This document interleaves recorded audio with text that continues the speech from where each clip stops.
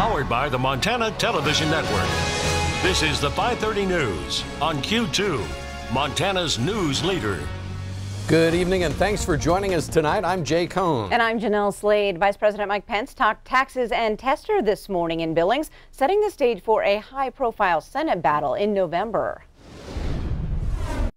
Matt Rosendale is a champion for all the strong conservative values that make Montana great, and we couldn't be more proud to be here with him today. As the vice president took the stage to rally support for State Auditor Matt Rosendale in the Senate race against John Tester, he was also focused on the Trump tax cuts and their impact on Montana. Q2's Samantha Harrelson has more on what the vice president had to say today. Well, hello, Montana! The vice president wasted no time getting the crowd of about 400 Montanans riled up Wednesday morning. But before he made his appearance, there was a roundtable discussion with area business owners who spoke about the tax bill and the impact on their businesses.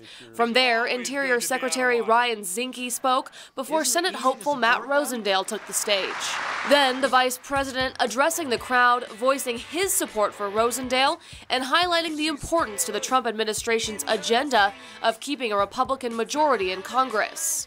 I mean to tell you, the obstruction that liberals and Democrats on Capitol Hill have put up for this president has no historical precedent. And frankly, we've done it all despite the consistent opposition of Chuck Schumer and of your Senator, John Tester. He spent much of his speech highlighting the top priorities of the Trump administration, including immigration, the economy, and of course the main topic of the event, the Tax Cuts and Jobs Act signed into law by the president. We cut taxes for businesses large and small so that companies here in Montana can compete and win and create jobs against any company anywhere in the world. In case you haven't noticed, confidence is back. Jobs are coming back. To put it plainly, America is back, and we're just getting started. In Billings, Samantha Harrelson, MTN News. Thanks, Sammy. And the vice president, along with Air Force Two, flew out of the Magic City. It was just before noon today. He headed to Grand Forks, North Dakota for a couple of campaign events and then back home to Washington, D.C. Following the rally this morning, Q2's Connor Prigitzer caught up with some of those on hand to get their reaction. Connor, what did you hear? Well, thanks, Jay and Jeanelle. And though there was a small contingent of protesters outside Metro Park, reception from the event attendees, especially in relation to the Trump administration's tax reform, was quite positive. It's beneficial. I mean, so far, so good. I think, of course, one, it goes back to Obamacare, too. I mean, we've seen a big break in our insurance costs, which is great. Well, in my profession, I have an insurance agency, and my employees all got raises. And I'm having more ability to hire another employee again. So now I'm increasing my workforce. And it's just nice that I'm not paying all that back to the federal government, that my employees now can keep it, and we are able to expand and give everybody, more benefits. So, and it's just refreshing to see somebody come to Montana and we're not a flyover state anymore. We're important. And a young supporter told me that he thinks the tax reform is a step in the right direction and that come 2020 he'll be old enough to vote so he can continue his support for the Trump administration. Now, Connor, I watched the event live on KTVQ.com this morning, and although Zinke and Matt Rosendale both spoke, it was pretty obvious that everyone was there to see the vice president. Yes, definitely. And for me, someone who it was their first political rally, it was certainly exciting to see one of the heads of this country up close and personal. And as we just heard from Ed Melcher, it's a pretty big deal to people here in Montana that the attention our political landscape is getting at a national level. All right. Thanks so much, Connor. Thanks, Connor. Now, we did reach out today to John Tester's campaign to get their take on the vice president's visit. Communications Director Chris Marr telling us that Senator Tester could not support those Trump tax cuts because he believes they'll add to the deficit while giving tax breaks to corporations. We also asked Mar about President Trump's controversial trade tariffs and the administration's $12 billion program to help American farmers impacted by those tariffs. Montana farmers and ranchers are facing a lot of uncertainty right now, and they want to make their money through hard work and at the farm gate. They're not looking to make their money from the United States government. It was a little disingenuous for Matt Rosendale to go there when there's a clear record of Jon Tester, working on behalf of Montana. Now, Chris Marr was responding to Matt Rosendale's assertion that Senator Tester has opposed President Trump. Marr pointed out that Tester has had a hand in 16 separate bills that President Trump has signed into law. News this week that the entire Colstrip power complex has been idle for the past month, sending shockwaves across the state and the Pacific Northwest.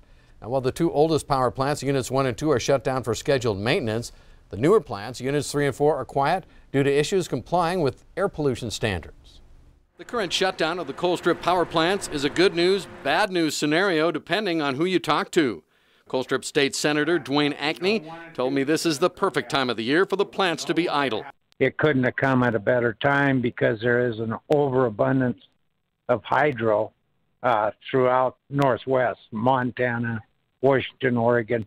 There's a lot of hydro out there anyway. So if you want to see a silver lining, the silver lining is this didn't happen in December or January. But Ann Hedges with the Montana Environmental Information Center tells us exactly the opposite. I've never heard a utility say they don't need all the power possible in summer months. Northwestern says it again and again and again that it is trending to be a summer peaking utility. It is the end of July. That's where we're at right now. So I think Senator Ankney is wishful thinking. News of air compliance issues with Units 3 and 4 first became known July 10th. That's when plant operator Talon Energy notified state officials that the two newer plants had failed particulate matter tests, emitting hazardous air pollutants, or HAPs. Those are pollutants such as lead, cadmium, and chromium, known to cause cancer or other serious health issues. Talon says Units 3 and 4 were shut down immediately so it could figure out the problem. Since then, the two plants have been refired to allow for more detailed air testing. DEQ's Jenny Garson tells MTN Talon now has 60 days to submit a full report on the incident. DEQ anticipates receiving that report by August 27th and will then assess Talon's compliance with its air quality permits. In the meantime, Ann Hedges says the public is left in the dark. DEQ has no paperwork. We don't know what the emissions levels were. We don't know how long this was going on. We don't know what levels we're looking at, or whether it was both units or just one unit. There's a shocking lack of information that the public can access to find out what was going on at the plant and what type of emissions people were subjected to. As the four plants sit idle, the 6 companies that own the Colstrip complex have been forced to buy electricity on the spot market, sometimes at prices lower than the cost of the Colstrip power.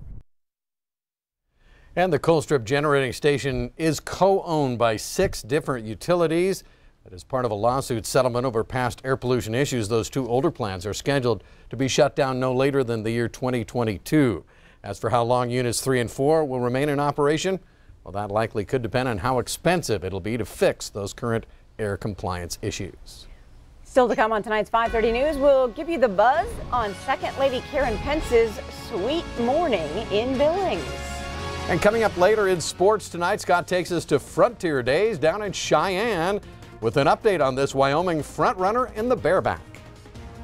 And coming up in the weather, we had a few showers in Cody, but here in the Billings area, it's been another quiet day. But how long will it last? We'll tell you what we think tonight at 10. You're watching MTN News with Jay Cohn and Jeanelle Slade. Storm Tracker weather with Bob McGuire and sports with Scott Green.